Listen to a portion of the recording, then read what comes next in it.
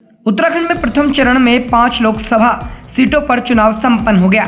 चुनाव संपन्न होने के बाद मतदान प्रतिशत की जब जानकारी साझा की गई तो शासन प्रशासन के पांव फूल गए, क्योंकि 35 से ज्यादा गांव ऐसे थे जहां लोगों की नाराजगी ने मतदान का पूर्णतः बहिष्कार कर दिया था। और आपको बता दें कि इन गाँवों में 13,000 से ज्यादा वोटर रहते हैं। वहीं उत्तराखंड के मुख्यमंत्री पुष्कर सिंह धामी ने अपने प्रमुख सचिव R.K. सुधांशु को सभी गाँव की नाराजगी की वजह तलाशने और इसका प्रभावी समाधान करने के निर्देश दे दिए हैं।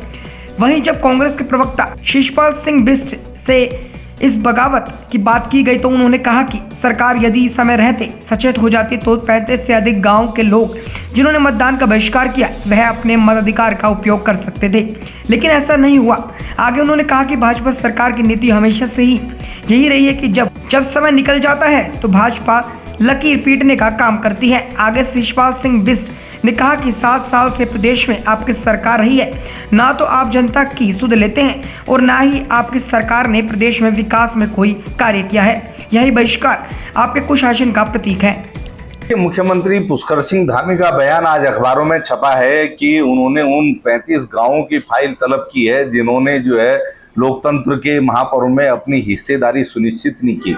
लेकिन मुख्यमंत्री इतनी देर से क्यों जागे? अब पछताए क्या होते जब चिड़िया चुग गई खेत।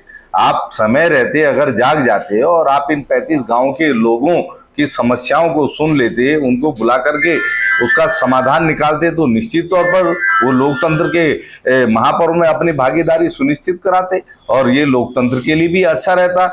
लेकिन अब इन 35 गांव के लोगों ने, जिसमें 13,000 से ज्यादा मतदाता रहते हैं, उन्होंने लोकतंत्र का जो है बहिष्कार किया और प्रशासन के और सरकार के कान पे जू नहीं रहेगी, क्योंकि भाजपा की ही नीति है। जब सांप निकल जाता है तब पीछे से ये लकीर पीटने का काम करते हैं। अब उससे क्या फायदा है? क्योंकि समय रहते आपको जागना चाहिए। 7 साल से आपकी प्रचंड बहुमत की सरकार है और आपकी उदासीनता जो है चुनाव बहिष्कार के रूप में लोगों ने जो है सामने रखी है, तो निश्चित तौर पर ये स्थानीय प्रशासन और सरकार का दोनों का फेल्योर है।